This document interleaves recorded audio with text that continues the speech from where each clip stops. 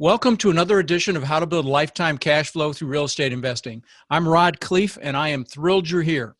You're going to enjoy the gentleman we're interviewing today. He's a real estate owner, has 4 apartment complexes in North Carolina, and his name is Nathan Tabor, and he's got a lot of value to add today, so I'm excited to have him on the show. Nathan, welcome. Hey, Rod, good to be with you today. Absolutely. So I know that you've been in real estate a long time. You've been in business a long time. I know you've spoken on Fox News and Fox and Friends and C-SPAN and about various topics. I want to dig into your real estate background primarily because that's what my listeners are, multifamily real estate investors. So maybe you can tell us a little bit about how you got started in the business and how you got to have close to 150 units, it looks like, or maybe even more than that. And tell us how you got to that place. Yeah, it was a really unique story how I got involved in multifamily. You know, normally people start out in houses, right? And then they kind of build up into multifamily. But I owned at the time, 10 years ago, a buy here, pay here car lot. Wow. And a gentleman walked in, never seen him, didn't know who he was, and said, "Hey, I've got to sell this 18-unit complex. If I don't get it sold in 30 days, the bank's taking it back." And I was like, well, you know, what's the address? I rode by it. It looked like it needed to be bulldozed down. Yeah. I was like, well, I'll take it to my banker and see what she says. And she said no. And the next 4 bankers that I dealt with them all for multiple years and other businesses, but the 5 banks I went to all said no. But the 5th one finally said, well, go see this local community bank. So I went and saw Mr. Jack Smith. He was about 70 years old. He, at the time, it was 2006. He said, "Hey, bring your wife and 1-year tax return," which you don't get away with 1-year tax return these days, right? Right. And I met with him. We talked for about 5 minutes, and then Roddy just turned his back on us. And I looked at my wife, and I was like, mouthing, like, what do we do? He didn't ask us anything really about the property. It was all personal.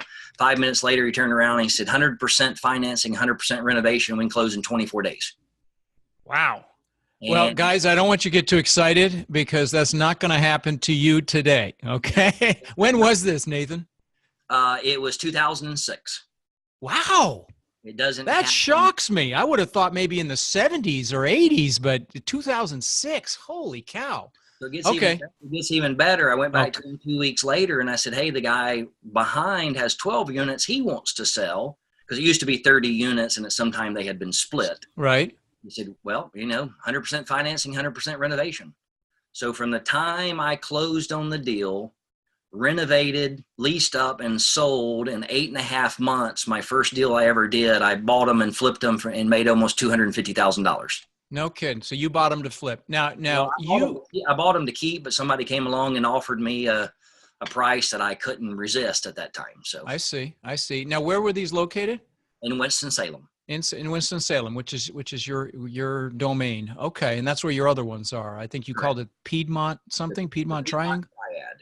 Piedmont Triad. I've not heard that.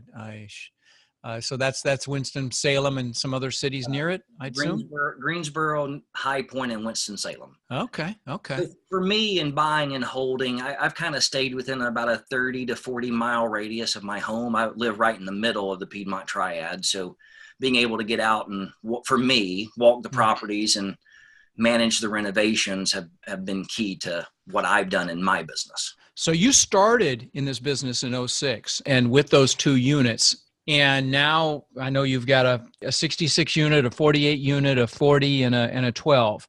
So that incredible financing resource probably didn't last too long. One time. One time. Okay. Yeah. I'm surprised you even got that one time. So tell us about some of the other deals that you've done, notable ones. Maybe you can speak to how you found them, how you took them down. Pick one that was notable for you. So the most notable one was the 66 unit that I currently own. Okay. It had been on and off the property, off the market for about 5 years. It'd come on and stay on with a realtor for 3 months or 6 months and go off.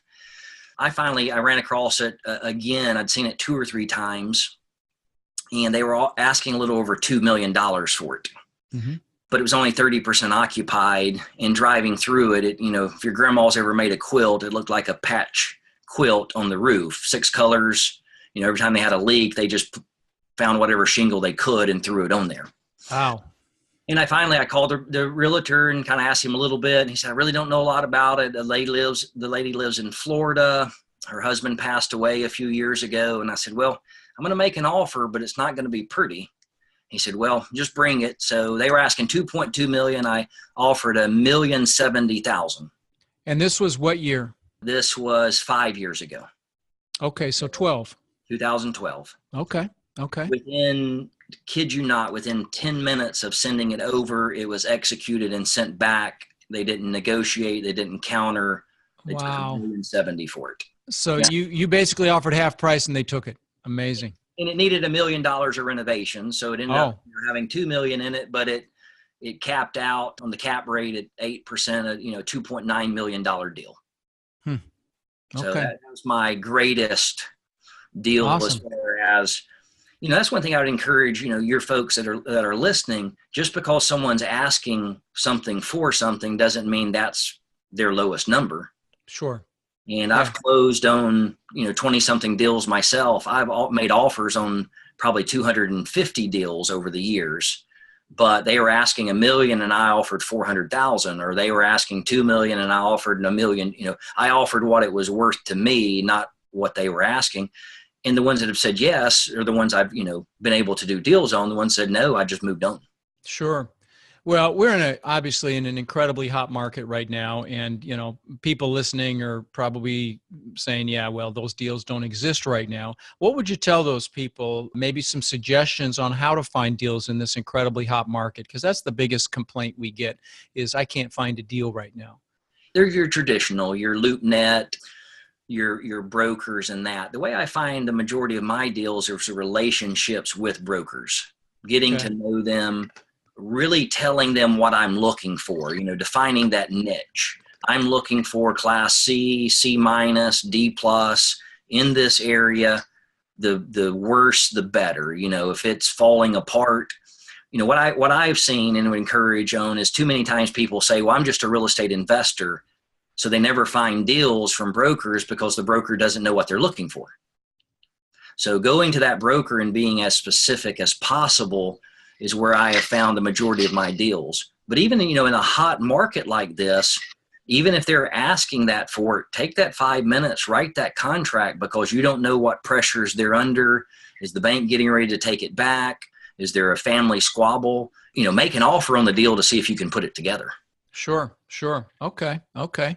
So I know that you've had quite a few seminars, I call them, over the years, learning experiences. Let's call them learning experiences. Let's talk about some of those. Start with a doozy. What was a big one, and what'd you learn? Well, the number one, I've been married for almost 14 years and not listening to my wife. That's the greatest learning experience. Oh, guys, those of you that are men that are listening, trust their intuition. They know they are. It's much more honed than ours, especially as it relates to relationships and people that you bring to meet them. Whenever I'm doing a high-end hire, I always have dinner with my wife and listen to what she thinks about that person. Now, maybe that's not where you were going with this, but I had to. That there is a lot to be said about that woman's intuition. Yeah, something about women they can see through and smell. So that is, listening to my spouse, my bride, has been a lot more helpful since I've been in tune with that. Mm-hmm. So my biggest learning experience, my seminar, was the second deal. And so, I'm riding high. I've done really well on this first deal. I'm just, blazing through. But what I realized, hindsight, there's a lot of boxes that need to be checked. There's a lot of things that need to be done. And this was the 24 unit you were speaking to off tape. So, yeah, right? It was a 24 unit, and it was, correct me, talk about the property itself again. Yeah, so the property was a 24 unit complex. It was owned by a church. It had been given to them by a local broker, real estate guy for tax write-off. So they put it on the market to sell. So, I come in, I'm ready to buy it. It's 100% vacant. Got good numbers on it. There's not a lot. It doesn't have any numbers. What you mean? You mean the price was good? Price was good. There wasn't a lot of renovations to do other than cosmetic. Okay. So it was a good deal.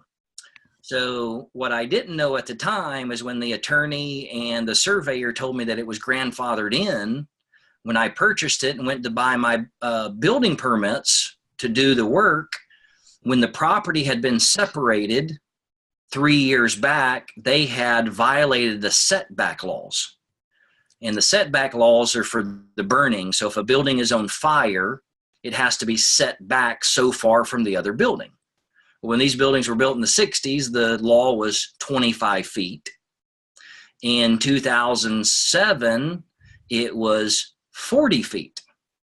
And the buildings were 25 feet away from each other, but they had been split in two. So I couldn't get my building permits. Without my building permits, I couldn't get my renovations done.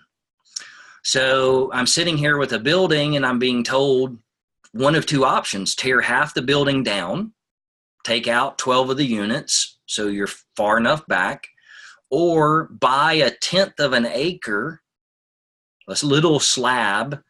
But the problem with buying that, the other building was sitting on it. Well, the building that wasn't mine that was sitting on it was condemned and had asbestos in it, and it was owned by another church. Wow. So how did it end up? Well, it took me 18 months. At the time, I didn't know, but it took me 18 months, $150,000. I had to buy the 1/10 of an acre. I had to wait for the city to tear the building down. I had to convert the 24 units to 12. Oh, you did have to do that. Wow. Because of parking spaces, because once it lost its grandfathering, there wasn't enough parking spaces for 24 units. There was only enough parking spaces for 12. So, I mean, Rod, it was a wow. That's a painful one. One 5-minute phone call. One 5-minute phone call by myself to the zoning department. Would have fixed that. Is this zoned right? Send me a letter on your letterhead. Would have kept all that from happening. Yeah, I just did a Facebook Live clip on due diligence on a 48 unit. We were in Kentucky yesterday. I was doing the due diligence on, and those are the calls you have to make. You have to call planning, find out if anything's planned for the area that's going to impact, are they putting any sewer lines in that the owner is going to have to pay for, whatever, anything planned that's going to positively or negatively impact the property. Zoning. Is it a correct use for the property? Never rely on a broker, or, nothing against brokers if you're listening, but never rely on anybody, seller, broker, anybody. Do your own research. And like you said, guys, whenever you're dealing with a bureaucracy like planning, zoning, building department, assessor's office, treasury, always ask for confirmation in writing, email or a letter, because they will say one thing and then they'll pretend they never said it. It's critical to verify everything in writing. But yeah, the call to zoning would have solved that. When I was talking about our due diligence, we're going to go talk to the building department. That's happening in the next day or so. One of our teams doing that, and find out what sorts of recurring violations there were. And that would have, you would have probably got the answer to your issue there as well, just going straight to the building department as well, not just even, zoning, and the building department would have helped you with that. Talk to the chamber, find out what's going on in the area. These are some of the things I covered in this Facebook Live clip. But anyway, it's in the, guys, if you're not a member of the multifamily group on Facebook, it's got 1,500 people in it already. Go to multifamilycommunity.com, and it's a direct link to that group. But I posted that live clip there, and I go into a whole lot of detail to prevent what Nathan's experience there. And you've got to go talk to every county office that has anything to do with that property, and ask them what they know about it. Let them talk. Plan to spend an afternoon, or at least on the phone. Ideally go there, but at least on the phone. Oh, wow, that's a painful one, buddy. 18 months and 150 grand later. Wow. Yeah, and at the time, it was one of those, it almost put me under, because right, sure. That's a lot. And just the straight, at the time, in hindsight, I know it was 18 months, 150,000, but at the time it was like, when's this going to end? What's going to be the resolution here? Oh, your mind is hijacked when something like that happens. You're not able to go out and look for other properties. You're in fear. I get it. You're paralyzed when you have something like that happen. Yeah, guys, do not short circuit the due diligence process, and make sure you've got a comprehensive checklist. And honestly, the biggest due diligence piece is mindset. If you go through, and especially in this hot market, and you find, you go through a couple hundred deals to get one under contract, and it checks off all the boxes, and you're excited, and you're doing backflips the whole way home. Well, the moment you have it under contract and you're in due diligence, you need to put on the hat that says, why do I not want to do this deal? And it is a challenging mindset shift to make, and you must make it. Very important. One thing that jumped out at me here is you're going after, would you say D plus, heavily C minus properties? If you're going after vacant properties and rundown properties, is that an accurate? Well, so, C plus and down that Okay. have major issues. Okay. So I've bought a 56 unit complex. It was 100% vacant, Wow. but it was a class C plus, the age, the wiring, the plumbing, but it had just been mismanaged. Yeah, I'm looking for the rough. I'm looking, mismanagement. They've not put monies into reserves. The windows are falling out, cosmetic stuff. Okay. If I see Okay. foundational cracks, if Right. Yeah. those Functional obsolescence, you can't make it work. Yeah, that's one of the issues with this 48 unit we're looking at. There's no washers and dryers in the units or hookups, and there's no way to put hookups in. And for me, that's functionally obsolete in today's day and age. I mean, not to say we may still do the deal, but or rooms that are just too small where you can't open up the rooms, or like you said, foundational issues, things that you can't correct. Okay, so interesting that you go after the tough stuff. So, for those of you that are brand new, I'm not sure I'm going to recommend what Nathan's doing here because of all the pitfalls. Unless you've been in the construction business, you fully understand what you're looking at. It's a tough place to start. But your mindset, correct me if I'm wrong, Nathan, if you're finding a property in a C plus or less, right? C plus or minus, Correct. then, and do you leave yourself open as to whether or not you're going to hold it and flip it, or is your mindset to stabilize it and get rid of it because it's a challenging asset to manage? That's where I was going with that question. Yeah, well, so it's one of those that, when I go in, I'm looking at, do I turn the whole tenant base? I mean, I've gone in and bought properties, ran my numbers to have to, hold and pay everything. No rents coming in for a year at a time. Because when I buy it, we go in and evict everyone out. So we change the entire tenant base. But when I bought it, I knew I was going to have to cover everything for 12 months. I see. And the exit plan for me is twofold. One is to put it into like a non-recourse Fannie Mae note and cash flow it. That's the end game. Okay. So you use bridge financing or a lot of equity investors or, hard money or whatever you have to do to take it down. And then once you've stabilized it, you're going to put Fannie debt on it. And then at the same time, that's the movement. So flip it to myself, one LLC to another. Mm-hmm. At the same time, I also put it out for sale at the top value.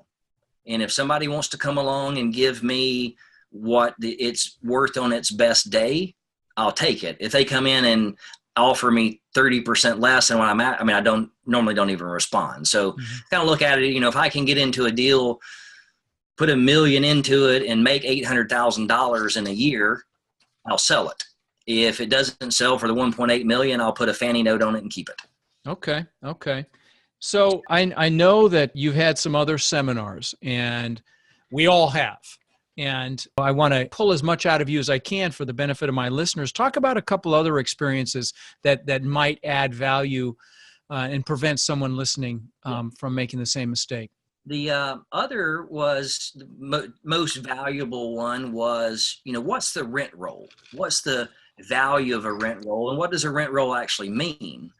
And the third deal I ever did, we did all the due diligence. I got list and I went off checklist and I had help from others because, burned on the second, now the third, I kind of the pendulum swing all the way to the other side. Right. Rent roll, and the rent roll said $28,000 a month. Okay. I was like, man, this is good. I took a little bit off of that in case there was a 10%, 15%. Oh, you didn't get financials. Well, no, I got financials, but they were all accountant financials. They were all P&L statements. Oh. Tax return statements. They were not on the property level. So you didn't actually have the records from rents received. I know where this is going. Oh, no, we had the rent books. I had the carbon copies. We had all of that. So you knew how much money they'd collected each month. I knew how much money they said on their papers that they had. Oh, okay. But in reality, they were collecting $7,000 a month instead of $28,000. Holy cow! So And they misrepresented it. They had forged all their documents. They had And, made years worth of, I mean, I guess they went out and bought the carbon copy receipt books from Staples and wrote the tenant's name, wrote the date, wrote the amount. holy cow. And you got financing on this deal, and the bank financed it? Bank financed it, and I ran my numbers. The tenants were there. The people were there. They just weren't paying. Wow. Well, obviously the answer there, guys, is you get copies of bank statements. And I have heard stories where those have been fabricated as well, but that's pretty rare. But you get copies of bank statements and or tax returns. Well, see, I had copies of his tax returns, and he falsified those. He had put it to a point. I mean, this was a well executed, Fraud. He had put a lot of thought in how to sell this property to make, and the amount of taxes he paid versus what he made off of it by, forgery and fraud was much greater than the taxes he paid. So I had 2 years tax returns showing, what is that, the $360,000 worth of almost of rents being collected. Did you suspect anything, or was this just so well put together you didn't even suspect? It was a very well-known guy who had ran a construction company for 40 years in the area. So what was the end game? What happened? Ended up, I sued, but if you've ever been there, if you ever sue, nobody wins but the lawyers. Right. No, that's absolutely true. So I won, but I still lost because, it took me about 8 months to get the property stable. So we had to go in and evict the people who weren't paying. And then, of course, anytime you evict anybody, you got to spend more on renovations than you probably actually planned, because when they move out, they do more damage than if it's vacant. So it was now I know. What would you have done differently? Request bank statements. Okay. Yeah. Bank statements are the best thing for sure. Okay. Because we even asked tenants, we said, hey, Rod, you're in unit A. Are you paying? Do you pay $500 a month? Oh yeah, I pay $500 a month. Well, I guess, the landlord had said, hey, if you tell something different, I'm going to evict you immediately. And the tenant just went. So the only way that I have found to verify income is bank statements. And if somebody if they won't give me their bank statements, I'm out. Right. I won't proceed on a deal unless I see. That's sound advice, guys. Those of you listening, that's sound advice. I don't disagree at all. I will say somebody falsified tax returns and submitted them on a deal. I mean, that's attorney general kind of stuff. That's not just a civil case. That's absolute blatant fraud. I'm sorry to hear that you weren't able to get that guy thrown in jail. But we'll see. We went to the attorney general on that, and what he said was, we collected that money, but it was cash. I didn't deposit it into the bank account, and I paid taxes on it. And then it was his word against ours. So there was no way, the IRS doesn't really care if you underreport your income. They care. But if you want to add that you made $200,000 more than you actually did, from what I found out, they actually don't care. Yeah. And they're difficult to deal with. Well, anyway, we won't go down that rabbit hole any further, but guys, get bank statements. That's very sound advice. So we chatted briefly about due diligence, and we've talked about it a little bit. I told you about the mindset shift that you guys have to make, and definitely calling all the county offices or going and visiting them. What are some other tips you want to add to that conversation, Nathan? Yeah. I mean, I think you probably feel the same way. You make your money when you buy the property and you're doing your due diligence before you close. So, if you want to know what's going on in the area, pull the police reports. Sure. You want to know, what type of drug activity or what's going on a Friday night. If you want to know a history of the complex. So one of the things I dealt with early on was, how do you know the condition of the property? Yeah, you're going to walk all the units, but you can't see wiring. You can't see plumbing. So we started going in and my team and requesting 2 years of housing complaints on the property. And once from the county? From the county or the city. You go to the building department. Yeah, that's exactly right. And that's what I was talking about. We're on the same page there. You go to the building department, you ask for recurring violations. What have you guys been out there for? They're, codes related. And, because sophisticated tenants will call them in there and have them walk through and use that as a tool to not pay rent. It's a common strategy for a professional, I'm putting quotation marks on that, for professional renters. So I avoided a $80,000 seminar learning experience on a complex. It was 224 unit, 48 total, 24 on the bottom. So 2 buildings, 12 and 12 on the bottom and 12 and 12 on the top. We walked it and it looked great. No one said anything. But when I got the reports from the city and sat down and started looking, it was stopped up toilet, raw sewage in the bathtub, raw sewage in the bathtub, raw sewage in the bathtub. And over 2 years, there were over 60 complaints in those 24 units. Wow. Yeah. So they had drain issues. They had drains too small, whatever. It was a 40-year-old building. Mm-hmm. It was on foundation. And underneath the building, the sewer pipes, tree roots had grown into them. There you go. So they had to go, we negotiated, it was $80,000 to go in, move all the tenants out, take all the flooring up, jackhammer out the concrete, dig down 3 feet, replace all the sewer pipes, and then put it all back. But you did all that. Well, we did it, but I negotiated with the seller to reduce the price of the property by the $80,000 so we could do the work. Wow. And had I not seen the city complaints, I would have ended up paying for that because I wouldn't have known it. Yeah, that's great advice, guys. And that's why these conversations are so important, because if you can't see it, how do you know what's wrong? You also want to talk to you want a list of all the vendors that have worked on that property, and you want to talk to them. You want to ask them what they've encountered on a regular basis. And then there's any question, bring in outside vendors, maybe from a town nearby that haven't worked on the property, that have no dog in that hunt. They're not trying to cover up maybe their own deficiencies, or maybe they're not in collusion with the owner. So, bring in outside eyes if you have to, but at the very least, go talk to all the county offices. So sticking with due diligence for a minute, anything else that comes to mind?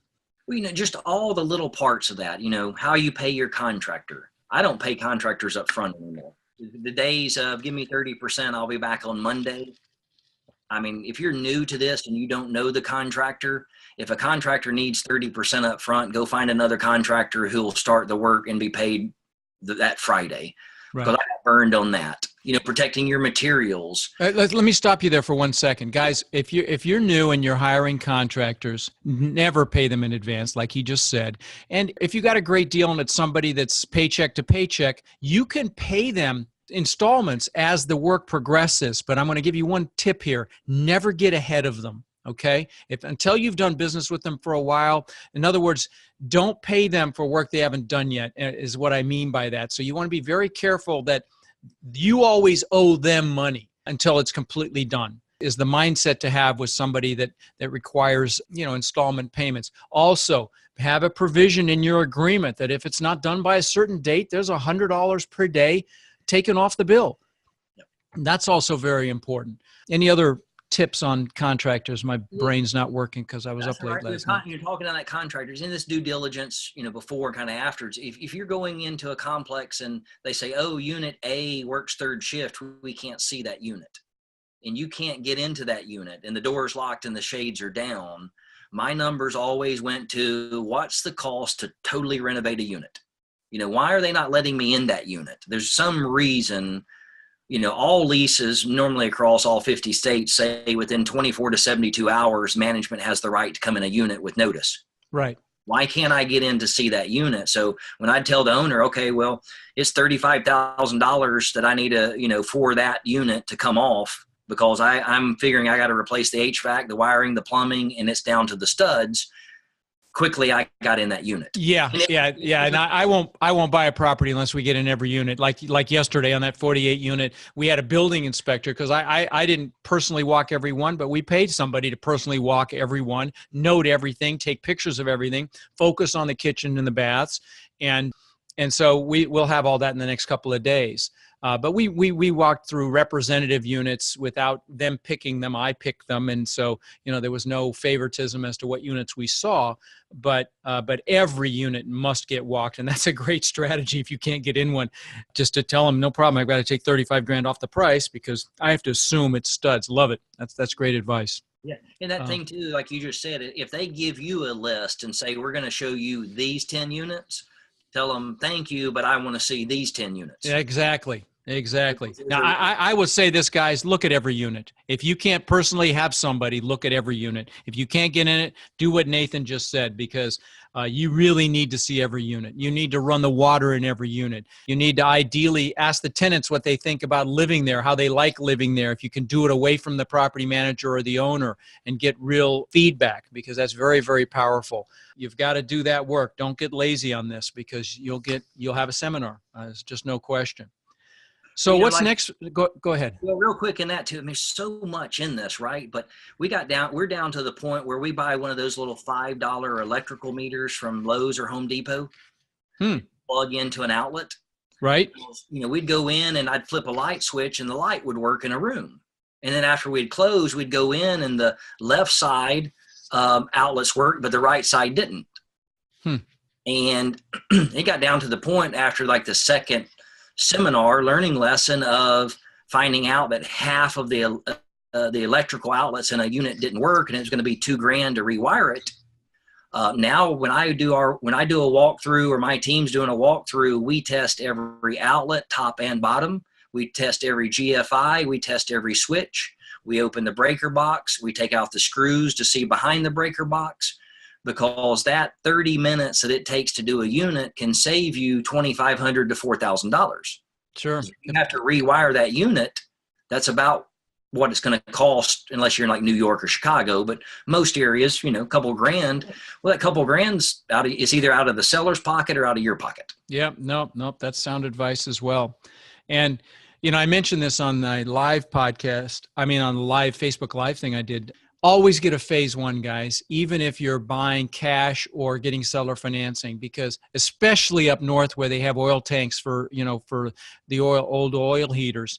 And I will tell you why, because it doesn't matter when the toxicity happened. If you own the property and it's discovered, it is your baby. You are fixing it. You are going to foot the bill, or you're going to lose that property. And I know somebody that owns an environmental cleanup company up north that gets properties for literally 5 cents on the dollar, because he can remediate them, but the owners can't afford to have it done. So they just sign over properties. So this is how big a deal this is. So all banks are going to require a phase one environmental, but I'm just telling you, don't be penny wise and pound foolish and not get that done. At some point, you'll regret it. Now, you mentioned police, going and getting police reports. I highly recommend you go talk to the police about the area that you're buying in and that particular property. How often do they go out there?